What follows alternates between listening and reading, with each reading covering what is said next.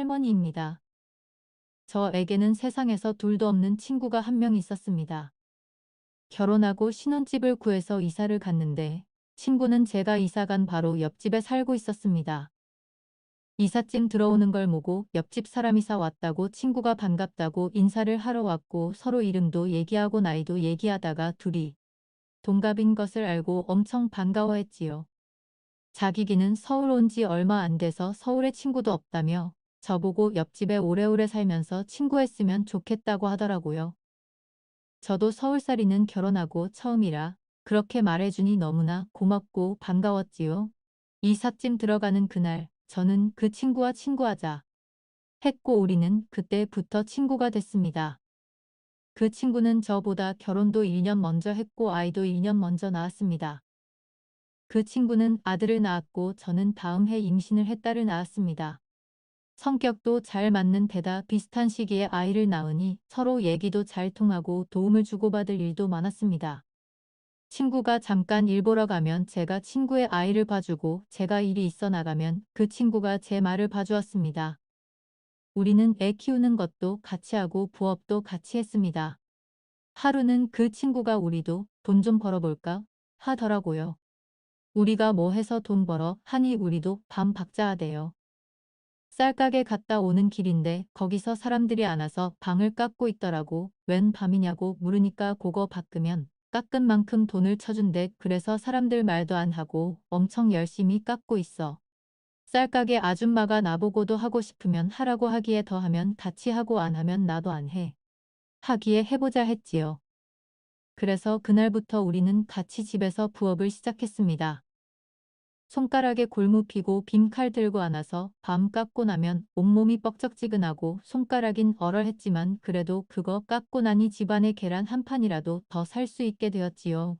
밤이 나오는 계절은 밤을 깎고 도라지가 나오는 계절은 도라지를 깎았는데 도라지는 밤 깎는 거보다 숙련된 기술이 필요한 것이라도 라지를 깎고 나면 밤을 깎았을 때보다 돈이 조금 더 들어와서 막걸리도 한 두어 통 더 살 수 있었습니다. 혼자 하면 고생인데 둘이 하니 그것도 재미더군요. 가만 생각해보면 별거 아닌 일로 웃고 별거 아닌 일로 행복해했습니다. 그런데 어느 날 친구는 아주 심각한 얼굴로 와서는 우리 영수 좀 봐줄래? 좀 늦을 수도 있어 하더군요. 그래. 그런데 무슨 일 있어? 표정이 왜 안 좋아? 하고 물으니 갔다 와서 얘기할게 하고는 나갔습니다. 저녁 6시쯤 나간 친구는 밤 10시가 다 돼서야 들어왔습니다. 그런데 옷에 흙이 묻어 있고 머리가 귀신 산발이 되어 있더라고요. 그래서 저는 놀라서 너 왜 이러냐고 무슨 일이냐고 놀라서 물었습니다. 그랬더니 갑자기 주저앉아서 펑펑 울면서 영수 아버지가 바람이 났어요. 며칠 낌새가 이상해서 뒤 따라가 봤더니 아이고 내가 그 말을 어떻게 말로 다 하니 내가 하도 열이 받아서 그 자리에서 소리를 빽 지르니 영수 아버지는 냅다 도망쳐버리고 나는 그 여자 머리털을 다 뽑아버리려고 머리카락을 잡았는데 그 여자도 내 머리카락을 잡고 쥐어 흔드는 거야. 얼마나 힘이 장사인지 내가 오히려 당했어. 지가 잘한 게 뭐가 있다고 내 머리털을 지가 쥐어뜯냐고 아이고. 내가 억울해서 못 살아. 나 억울해서 못 살아 대성통곡을 했습니다. 그래서 제가 가자 했지요. 친구가 놀라서 쳐다보면서 어디 한더라고요. 어디야. 그 여자 버릇 고쳐 놓으러 가야지 어디 남의 남자랑 바람 피우고 그렇게 당당해? 어서 일어나. 그 여자 미리 뿌리 다 뜯어 놓게. 그랬더니 그 친구는 같이 가줄 거야 하기에 당연히 같이 가야지. 내 친구 이렇게 만들어 놓은 년을 내가 가만히 놔둬. 지 머리 뿌리가 단단한가. 내 머리 뿌리가 단단한가. 내 오늘 한번 봐야겠으니까 어서 앞장서. 저는 남편한테 애들 좀 보고 있어라고 하고 친구하고 그 여자한테 달려갔습니다. 친구가 그 여자 가게 문을 열으니 왜 또 왔어? 너 또 머리 쥐어 뜯기고 싶어 하더군요. 그래서 제가 뛰어들어가서 야, 너 어디서 그렇게 당당해? 내가 내 친구 머리카락 다 뽑아놨지? 내 머리카락도 오늘 무사하지 못할 줄 알아. 더 일로 와 하고 저는 그 여자 머리채를 잡았습니다. 친구 말대로 그 여자도 보통이 넘더라고요. 저 혼자 갔으면 저도 그 여자한테 머리 뿌리다 뽑히고 왔을 겁니다. 그런데 이 일로 덤비니까 맥을 못 추더라고요. 더 한 번만 더 내 친구 남편 만났다가는 봐. 더 아주 대머리로 만들어 버릴 테니까 조심해야 하고 돌아 나오는데 그 여자는 뒤에 퍼질러 안아서 아이고 서러워서 못 살겠네. 남편 없는 것도 서러운데 전현들이 내 머리를 다 뜯어 놓대. 전현들이 내가 남편 없다고 나를 괄시하는구나. 내가 억울해서 못 살아 하고 소리를 지르더군요. 그래 제가 다시 돌아가서 한마디 했지요. 그러니까 호래비를 만나야지. 어디 가정 있는 남자를 꼬시려고 들어. 내가 내 머리 뜯어놓고 나니까 속이 시원하다. 그리고는 친구 손 잡고 집으로 왔지요. 돌아오는 길에 둘이 머리 쥐어뜯긴 꼴을 보고 얼마나 웃었는지 모릅니다. 그날 집으로 들어간 친구는 온 동네 사람들 다 들릴 정도로 남편하고 대관 싸움을 했고 저는 그날 다른 사람 일에 피어든다고 남편한테 잔소리를 있는 대로 들었지만 저는 앞으로 또 그런 일 있으면 또 갈 거라고 친구. 당하는 거 보고 있는 게 친구냐고. 나를 말리지 말라고 했지요. 남편은 말려도 안 되겠다 싶은지 고개만 절레절레 흔들고 더 이상 말은 안 하더라고요. 그렇게 둘이 부부싸움을 할 때 둘이 실컷 싸우고 시원하게 풀어버리라고 영수는 우리 집에 데리고 왔는데 제가 그렇게 해준 게 도움이 되었는지 한참 싸우다가 갑자기 조용해졌습니다. 저는 속으로 친구가 남편하고 못 살겠다고 달려오지 않은 거 보니까 둘이 얘기가 잘 됐나 보다 싶었지요. 그 다음날 남편들 출근하고 나서 저는 바로 친구네로 달려갔지요. 내 남편이 뭐라고 했냐? 앞으로 어쩌기로 했냐? 물으니 앞으로 절대 안 그러겠다. 집에 일찍 들어오기로 했어 하더군요. 그래, 잘 됐다. 앞으로 남편 단속 잘 해라. 하여튼 간에 조금이라도 틈을 주면 안 된다니까 했고 친구는 저를 보면서 고맙다 친구야. 나는 내 옆집에 살아서 너무 좋다. 하더군요. 그래서 저는 내 남편이 어디서 딴짓하고 오면 그때 너도 같이 가서 머리채같이 뜯어줄 거지 했더니 100번 1000번도 더 간다고 했습니다. 친구 하나 잘 두니 그렇게 든든할 수가 없었네요. 세월은 흘러서 친구는 딸 하나를 더 낳았고 우리는 월세 살다가 그곳에서 멀지 않은 곳으로 이사를 갔습니다. 예전처럼 바로 옆집에 살지는 않았지만 우리는 옆집에 살 때처럼 계속 서로의 집을 오고 가며 서로 필요한 것들을 도와주며 살았습니다. 우리 두 사람의 사이가 좋은 것처럼 아이들도 서로 가까이 지냈습니다. 참으로 고마운 인연이었지요. 하지만 살다 보니 그런 행복한 날들만 있는 게 아니었습니다. 어느 날 청천벽력 같은 일이 일어났습니다. 친구 내외가 친척 결혼식에 간다면서 우리 집에 들렀습니다. 우리 결혼식에 가야 하니까 저녁 늦게 올 것 같다고 친구야. 내가 애들 밥 좀 차려줘라 부탁을 하더군요. 그날 친구 내외는 고속버스를 타고 대구로 갔는데 결혼식이 끝나고 돌아오는 길 사고가 난 것이었지요. 덤프트럭이 중앙분리대를 넘으면서 고속버스와 정면 충돌한 건이다. 그 버스에 타고 있던 승객 13명이 사망했는데 그 13명 중에 친구 내외 부부가 있었던 겁니다. 그때가 친구 아들 영수가 중학생, 생영이가 초등학생 때였습니다. 친척 결혼식에 간다고 생전 안 하던 꽃단장을 하고 제일 좋은 옷을 꺼내 입고 갔는데 황천길을 가려고 그랬던 모양이었습니다. 참으로 기가 막히고 황망했습니다. 사람이 어찌 그리 가는지, 애들은 어찌하라고 그렇게 한 번에 가버리는지 누가 제기를 채우려고 거짓말하는 것 같았습니다. 넋이 빠져서 눈물도 안 나오더군요. 당장이라도 친구야 하면서 뛰어 들어올 것 같은데 친구는 끝내 오지 않았습니다. 친구를 마지막으로 보내는 날 제가 친구한테 약속했지요. 너 없을 때 애를 밥 좀 차려주라고 했지. 내가 그 약속 지마. 내 없는 동안 내가 애들 도시락 꼬박꼬박 싸서 내 새끼를 밥 굶지 않에 점심 먹이고 아침도 먹이고 저녁까지 먹이마. 그러니 너는 걱정하지 말아라. 내가 밖에 나가 발품팔이를 해서라도 내 새끼들 배지 않게 할 테니 너는 걱정하지 말고 편안하게 있으면 된다. 혹시나 내가 잘 못하는 게 있거든. 내 꿈에 나타나서 얘기해주면 내가 고칠게. 내가 내 새끼 키우듯이 그리 먹이고 입히고 하아. 내가 약속한다 친구야. 장례가 끝나고 친척들하고 모여서 아이들을 어찌할 것인지 논의를 했고 달을 먹고 살기 빠듯해서 선뜻 나서는 사랑이 없었습니다. 그리고 무엇보다 아이들이 원래 살던 집에서 살고 싶다며 다른 곳에 가고 싶지 않다고 하더군요. 그래서 제가 두 아이를 뒷바라지하게 되었습니다. 남들은 남의 애들을 힘들어서 어찌 뒷바라지 하려고 하냐고 했지만 애 셋이 무엇이 힘드냐고 다른 집은 5명도 키우고 7명도 온다. 애 셋이면 함께 키우기 딱 좋다 했지요. 처음에는 애들이 자기 집에서 살다가 작은 애 영희가 엄마 아빠도 없는데 집에 있기 무섭다면서 몇 날 며칠을 우리 집에 와서 지게 되었지요. 그래서 영수 혼자 집에 두기가 그래서 수야, 너도 우리 집에 오는 게 어떠니? 내 어릴 때도 우리 집에 와서 자고 먹고 했으니 우리 집에 와서 자도 된다. 내 클 때까지 우리 집에 살아도 된다. 언제든지 내가 편한 대로 해라 했지요. 그랬더니 영수가 고래도 되냐고 자기도 혼자 자는 게 싫다고 눈물을 흘리더라고요. 그래서 내가 울기는 왜 우냐고 울지 말라고 했지요. 내가 울면 내 엄마가 꿈에 찾아와서 나를 혼낼 것이라고 울지 말고 우리 앞으로 행복하게 지내자 했습니다. 영수가 우리 집으로 오고 난 후 영수네 집은 팔아서 고스란히 영수 앞으로 넣어주었습니다. 나중에 이 돈은 내가 성인이 되면 그때 쓰라고 너랑 영희가 성인이 될 때까지는 내가 다 알아서 한다고 했지요. 그렇게 우리는 세 식구에서 5식구가 되었습니다. 애를 1명 키우는 것과 3명 키우는 것은 천지 차이더군요.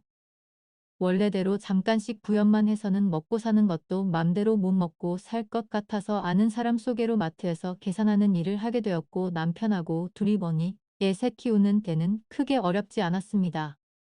애 셋 키우면서 힘들다는 생각이 들기보다 마음이 부자가 된 것 같았습니다. 셋이 살 때는 온 집에 아무도 없는 듯 조용할 때가 많았는데 5이 되니 복닥복닥하니 사람 사는 것 같아서 너무나 좋았지요. 남편도 아들 하나 생긴 것 같다고 좋다고 영수 있으니까 든든하다며 영수를 특별히 아겠습니다. 아이들이 비뚤어지지 않고 반듯하게 커주었습니다. 너무나 고맙고 다행스러운 일이었지요. 아이들을 돌보면서 가끔 친구한테 물었습니다. 나 잘하고 있는 거지? 아직 꿈에도 안 나온 거 보니 나 잘하고 있는 거 맞지? 그런데 더 참 야속하다.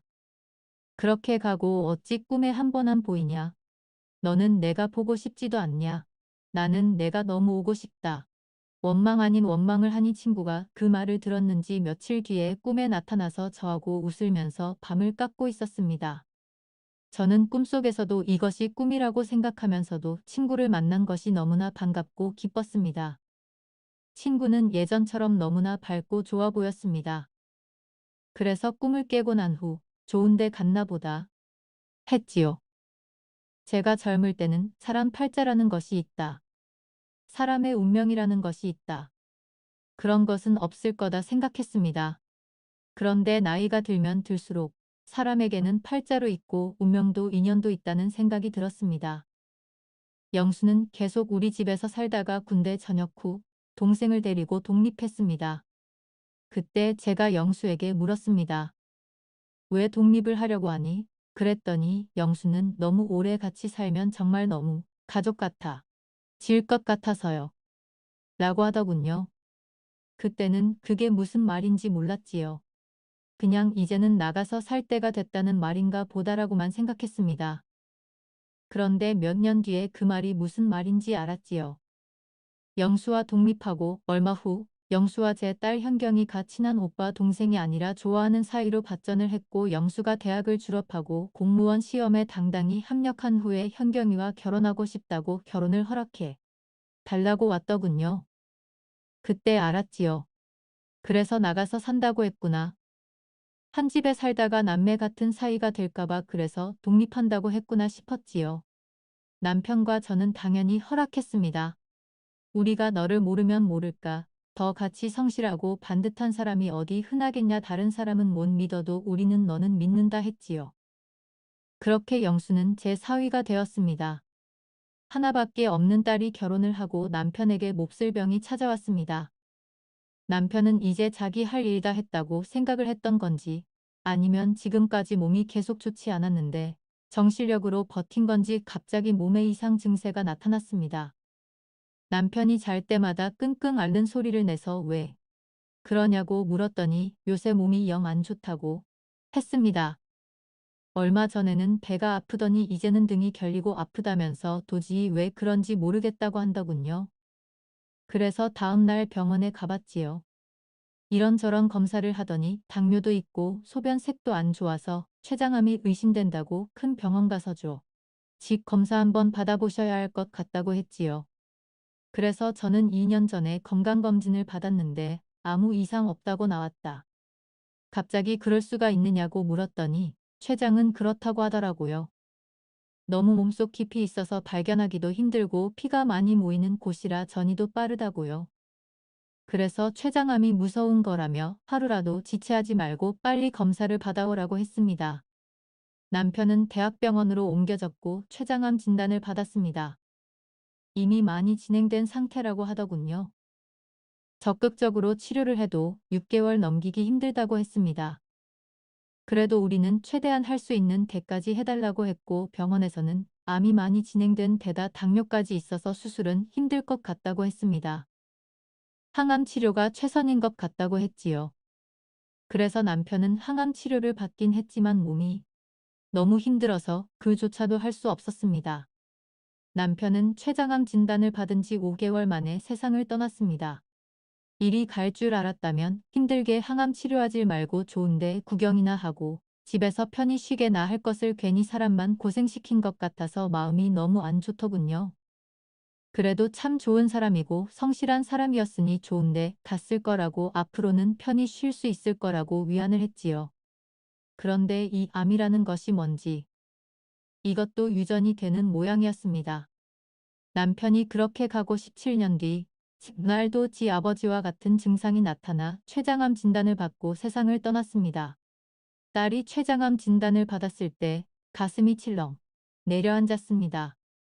이미 경험을 한번 해봐서 그런지 너무나 마음이 불안하고 좋지 않았습니다. 딸은 남편보다 조금 일찍 병원에 갔고 암도 조금 일찍 발견되기는 해서 수술에 성공했지만 암이 재발해 그 세 달은 장기로 암이 전이되면서 결국 저보다 먼저 하늘나라로 가게 되었습니다. 자식을 앞세우는 앞일은 남편을 먼저 떠나 보는 것과는 또 다른 것이었습니다. 자식을 먼저 앞세우고 나니 아무것도 안 해 죄를 짓고 있는 기분이 들었습니다. 내가 가야 할 차례인데 자식 등을 떠밀어 먼저 보낸 것 같았고 밥을 먹어도 잠을 자도 자식을 앞세우고도 살고 싶어 발버둥 치는 것 같아 제 자신이 너무나 한심하고 괴로웠습니다. 딸을 보내고 난 후 저는 아무것도 하고 싶지 않고 모든 게 다 힘들었습니다. 그래서 안아있는 시간보다 누워서 지내는 시간이 많았고 그렇게 점점 기력을 잃어갔지요. 딸이 가고 한 달 후 사위와 손자가 찾아왔더군요. 식사는 하셨어요? 왜 이렇게 누워 계세요? 장모님께서 이러고 계시면 먼저 간 현경이가 마음 편히 놓기기나 하겠습니까? 장모님께서 힘을 내셔야지요. 이렇게 누워 계시면 안 되지요. 장모님 일어나세요. 그리고 장모님 저희 집에 가세요. 그래서 제가 그랬지요. 안 갈란다. 짐 챙겨서 갔다가 며칠 있다. 또 짐 챙겨서 와야 되는데 번거로워서 그냥 집에 있고 싶어. 그랬더니 사위가 한다는 소리가 침 챙겨 가셨다가 다시 오시기 싫으면 안 오시면 되지요 했습니다. 그러면서 저한테 진지하게 얘기를 하더라고요. 장모님, 아니 어머님 현경이 떠나고 나서 저 마음 너무 안 좋습니다. 아주 어릴 때부터 봐왔던 사람이잖아요. 우리가 그냥 오다가 다 만난 보통 인연은 아니잖아요. 그래서 제 마음이 더 찢어지고 가슴이 너무 아파서 멍이 들 것 같습니다. 모든 게 장난 같고 자고 일어나면 제 옆에서 세상 모르고 자고 있을 것 같은데 자고 일어나도 현경이는 없더라고요. 그렇게 한 달이 지나니 아 진짜 없구나. 진짜 갔구나. 이제 다시 오지 않는구나. 내가 철들기 전에 어느 날 문득 떠나버린 부모님처럼 아무리 기다려도 오지 않는구나. 사위는 울고 있었습니다. 덩치가 산만한 사위가 애처럼 제 앞에서 훌쩍거리며 울고 있었습니다. 그래서 제가 울지 말라고 사위 등을 쓸어주었지요. 자네가 우는 걸 보니 내가 마음이 아파서 안 되겠다고 그만 눈물을 거두어라 했습니다. 그랬더니 사위가 애처럼 손등으로 눈물을 문지르더니 다시 얘기를 시작했습니다. 어머니, 저 이제 더 이상 내 가족 떠나는 모습 보고 싶지 않습니다. 그게 얼마나 고통스럽고 지옥 속에서 사는지 어머니도 잘 아시잖아요. 그래서 말씀드리는 거예요. 어머니, 저희랑 같이 살아요. 어머니 혼자 계시면 우울하고 저도 세 식구 살다가 둘만 살면 우울하고요. 사람이 우울하게 살면 치매도 빨리 오고 빨리 죽는데요. 뉴스에서 봤어요. 그러니 어머니, 우리 같이 살아요. 어머니한테만 밥하라고 안 할게요. 어머니한테만 청소시키고 빨래시키고 안 할게요. 발도 저랑 번갈아 하시고 청소도 어머니 힘드신 청소는 제가 다 할게요. 그러니 어머니, 우리 다 같이 살아요. 사위가 얘기하는 걸 듣고 있으니 마음이 저릿하면서 뜨뜻해져 왔습니다. 제가 가만히 듣고만 있다가 사위에게 물었습니다. 자네 나이 50도 안 됐는데 나중에 새 사람도 만나고 재혼도 해야지. 아무래도 내가 있으면 불편할 거야. 그랬더니 사위가 그러더라고요.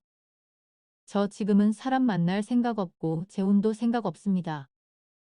만약에 제가 현경이를 싹 잊고 여자를 만나서 재혼하면 어머니가 괜찮은 여자인가 아닌가, 사기치려고 덤비는 사람은 아닌가 봐주셔야지요.